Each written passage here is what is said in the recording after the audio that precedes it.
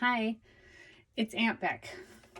I just wanted to show you how to ice a cake today, a flat cake, a flat iced cake. So I showed you how to do the vertical frosting last time. This time I'm going to show you how to do it just flat iced. I'm going to use this spatula because this is the one that I like to use on this cake. Well, this is the one that I have available to use with my spackling. But I would actually recommend one of these. It's a little bit longer, and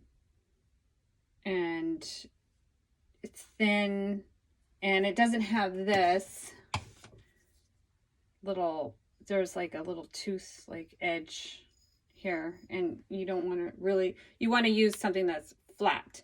But this one I use for my regular cakes, and I'm not going to mix the two. So like for real cakes.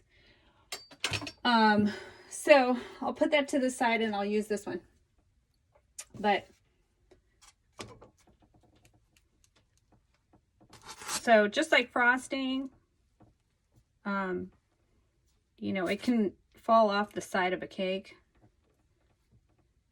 The frosting can fall off, so you just kind of have to press it until it sticks.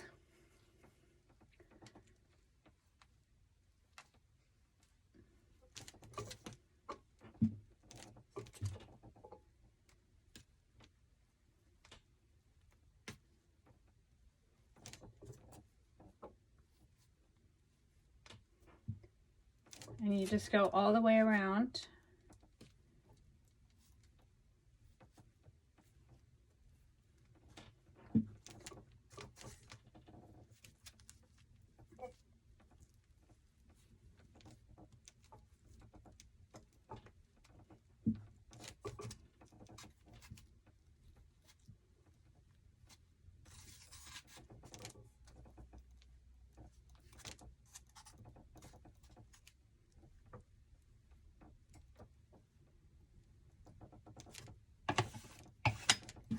And whenever you have excess, you just wipe it back into the bucket.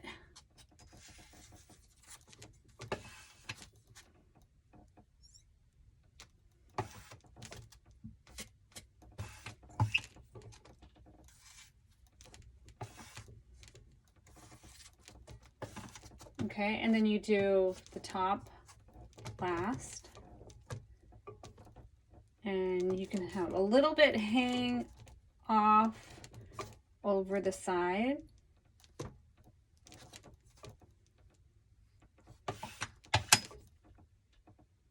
Let me go around one more time like that.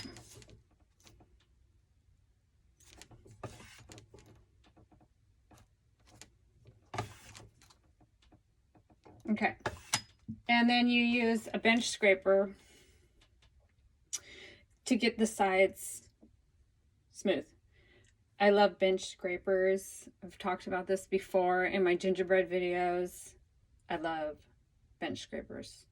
They can scrape stuff off your bench. They can clean your bench. They can cut dough.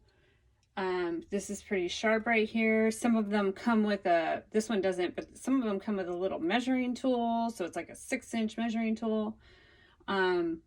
And they're perfect for getting a flat icing. So here's my trick for getting a nice flat icing. You want to try to get just one rotation.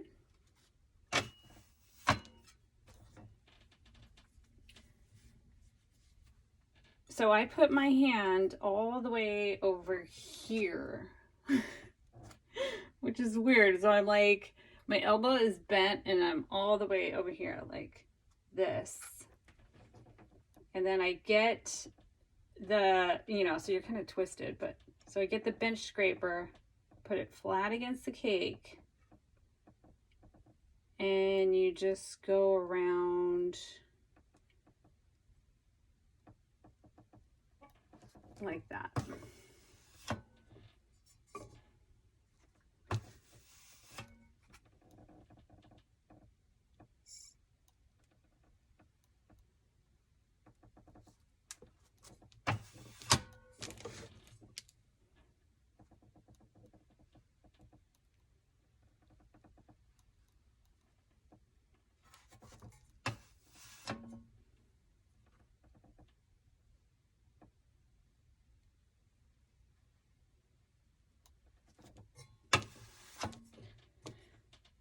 So that's how I do it. There's little imperfections, but that's okay. I leave it like that. That's my personal preference. I don't get any complaints. So, but yeah.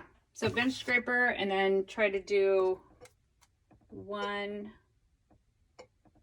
full rotation, smooth. Don't stop until the very end, or as close as you can get to the end.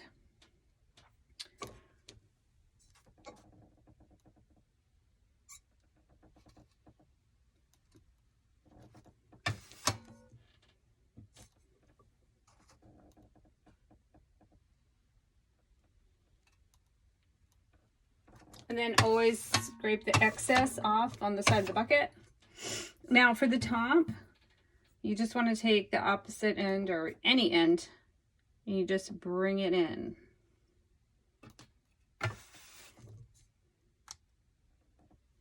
So I'm showing you an example for a fake cake, but this is exactly the same for a regular cake.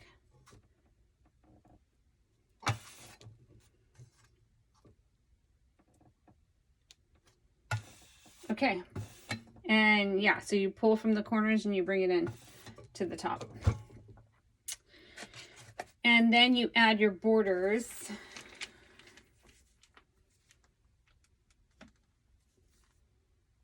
So the shell border just goes up. So you have a shell border tip.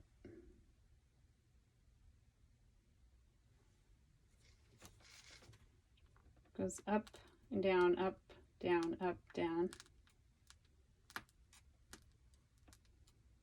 No space in between. As soon as you end, you bring it back up.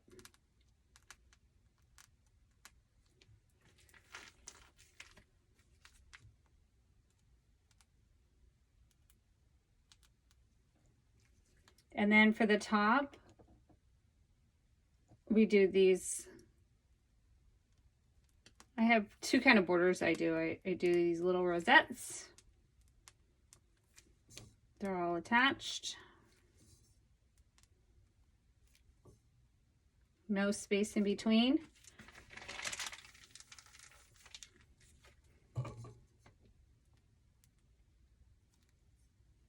Some of my cakes I do a shell border on top too, just like the bottom border.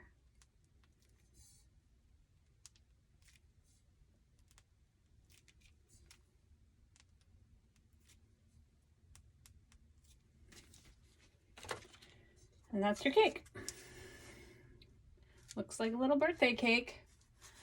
And then I told you in a previous video that you let it dry for a couple of days, especially the rosettes, because you can't paint them until they're totally dry. And when you use the spackling, it takes a while to get all the way dry to the core of that little rosette. So you let that dry for like 3 days. It's a process. And this is what it looks like when it's painted. And I actually added a little rosette on top. And then for that rosette, I'm going to add a cherry. So when it was still wet, when I first piped it on, I went like this and I made a hole.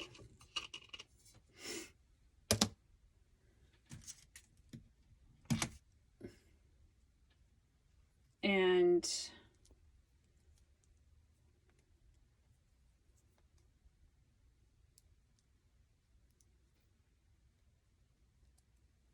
I'm going to glue this cherry on top.